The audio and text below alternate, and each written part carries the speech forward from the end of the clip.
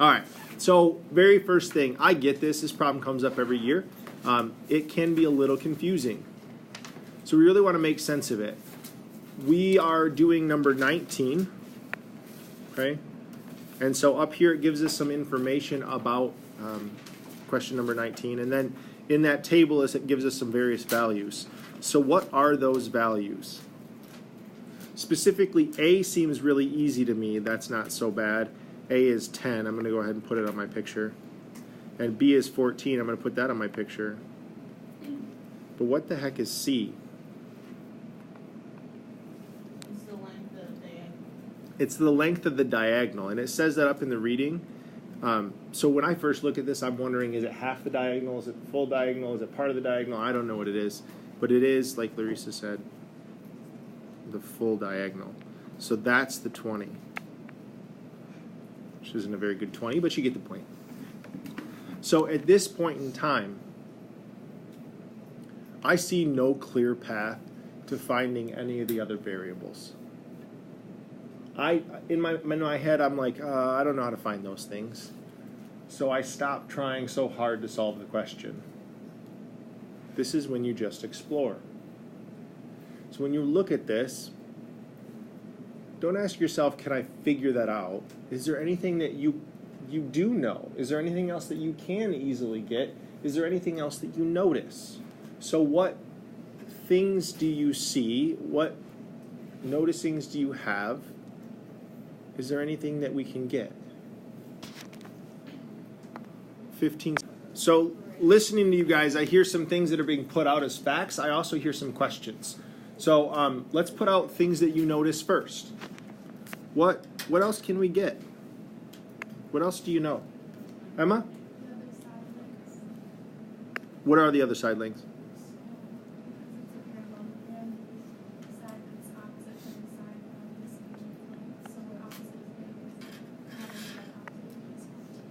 So opposite sides in a parallelogram have the same lengths or are congruent.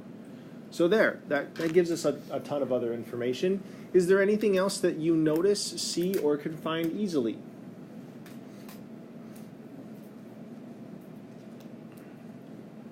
Claudia? We can find the angle to upper rectangle because we have two sides.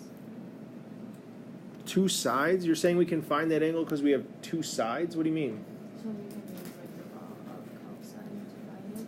Ah, so you're saying you see the law of cosines to find that green angle. Yeah.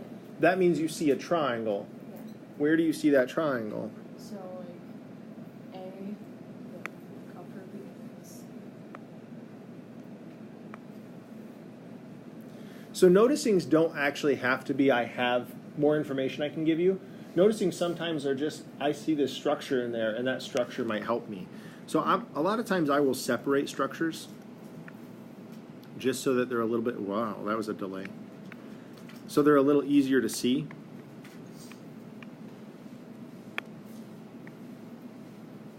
So we don't have so much extra information on top of it. So not only is Claudia saying we can get that green angle, she's also telling us that we can use the law of cosines. I guess I'm wondering, why instantly go to the law of cosines there? Why can't we use other methods? Shiva? Oh, hold on. Before we get to that, let's answer mine. Larissa? Because it's not a right angle. There's no right triangle there? Okay, that's annoying. Absolutely. Why else do we have to go to the law of cosines? Dawson? We don't have any angles. We don't have any angles to work with? What was the second part you said? Okay, that we know specifically. For me, I don't have any angle side pairs, right? I don't have, and this goes along with Dawson's, but I don't have the angle across from the side length of 14. I don't have the angle across from the side length of 10. I can't use the law of sines. So all my right triangle methods are out, and anything involving the law of sines is out, which means my only option at this point is the law of cosines. Okay. So, Shivak, what was your question? Well, that was my question. I wanted to know if you had to have a right angle. Yeah, we don't, right? The law of sines and the law of cosines are those all-purpose, any triangle you want, we can work with them, right? Sine, cosine, and tangent, the right triangle trig, only right triangles. But we've adapted that for all triangles, and that's questions there? All right, so if I'm setting up the law of cosines here, I notice that I'm looking for that green angle, and I have the side across from it. So when I'm thinking about setting up the law of cosines, the side that I'm isolating will also isolate the angle that I want. So 20 squared equals 10 squared plus 14 squared minus 2 multiplied by 10 multiplied by 14 multiplied by the cosine of, and what's that letter? Phi. It's a Greek symbol, phi. It's really bad. I'll blame that on technology. So when you look at this, notice it doesn't really matter where I put the 10 and the 14, but the angle that I was interested in is also how I start it is how I end it. The side I'm isolating is the angle that I isolate. And from here, I'm just going to do some calculational work. Right? So what are some things that I can do? And I'm going to go ahead and pause this part of the video. We'll keep going. Stuff comes up. So we've done this simple calculational work. What could I do at this point? What could I do at this point? Or what are the common mistakes that I should avoid doing at this point? Christina? Making sure that you have, subtract the 296, Okay, I can't divide that 280 off first. I have to subtract the 296. So some good normal algebra for us. What do you think some other people might do there? Larissa? Well, if I didn't really know anything, I'll probably do like the inverse of cosine instead of just like. It's not a super common mistake, but some people might make that mistake. Dawson? Some people miss, like, try to subtract 296. There are a ton of people that will do that. A ton of people will say 296 subtract 280 there. And that's a big mistake. Those are not like terms, right? This is not 280, it's 280 multiplied by the cosine of phi. Okay? Without multiplying it first, we can't combine it with anything else. They're not like terms. So notice I wrote down my left side because that was the hard one. I'll let you guys do the easy one. What's on the right-hand side? Pause. What's on the right-hand side? Maybe 280 cosine of. Way to avoid the other common mistake. The other common mistake is people forget to bring down that negative. Okay, and that leads to a lot of mistakes as well. So at this point, then I can just divide both sides by negative 280. Now we're just simple algebra. Which isolates our cosine, so I'm going to come over to this, the left side there. So the cosine of phi equals negative 104 over 280, just kind of pulling that negative out front. And if I want to solve for phi, inverse cosine. So phi, not theta, phi equals inverse cosine of negative 104, which I don't have a mental calculator. Can you guys do that for me, please? Over 280. So phi,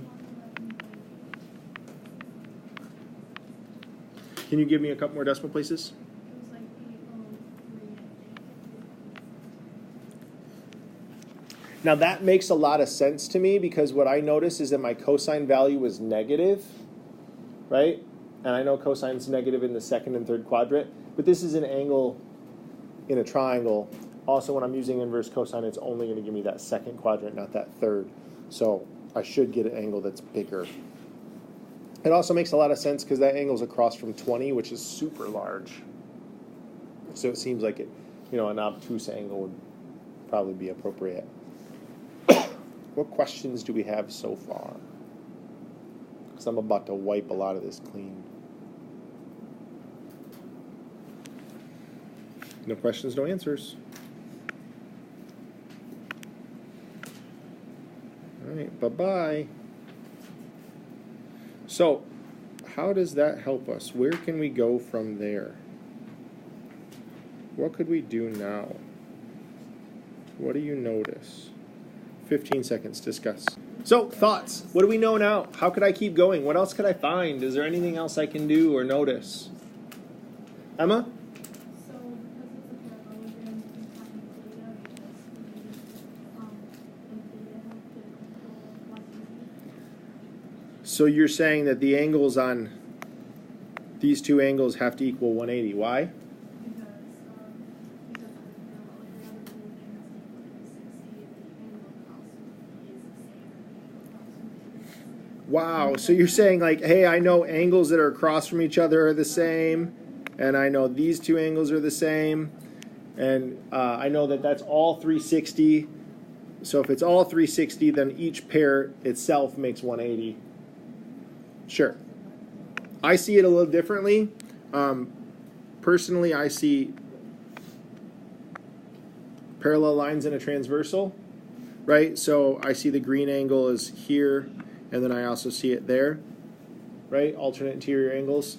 And then that breaks me into that black one because they're a linear pair. Doesn't matter how you get there. My thoughts, Emma's thoughts. Either way, we have the black angle. Good for us. And that's, 68.197-ish. Squiggly equal. Not a very good squiggly equal. But you get the idea.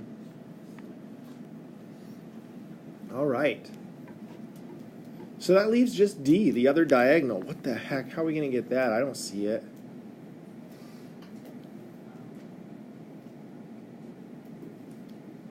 Taylor? Can you use theta and have law of sines?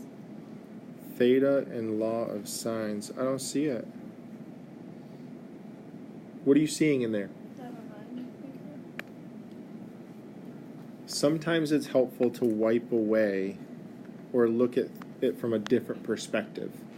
So step back. If I'm looking to find D, what might I want to focus on? Or is there a structure in there that would be helpful if I want to find D? No and no? Yeah, McKeely. So like, kind of like the two triangles on the left, like combined to make one triangle. So it's like the A and B on the side lengths, while theta is the angle. So instead of seeing the triangle that we were working with, let's work with that one instead. And again, we have the 10, the 14. We have that 68.197 in the corner there. We could find D using what, Nikki? Law of sines. So how are you seeing a law of sines set up here? Well, you can do like the angle and then, or like the angle of,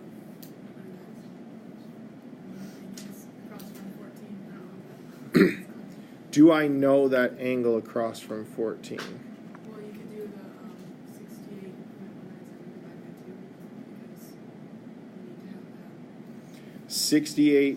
68.197 divided by 2. So you're saying take that black angle and split it in half?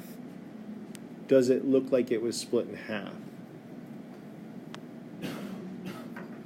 Diagonals in parallelograms won't bisect those angles, so I can't just divide that by half. I also don't know that this is an isosceles triangle. Does that make sense? So even if I did, I wouldn't know that pink one.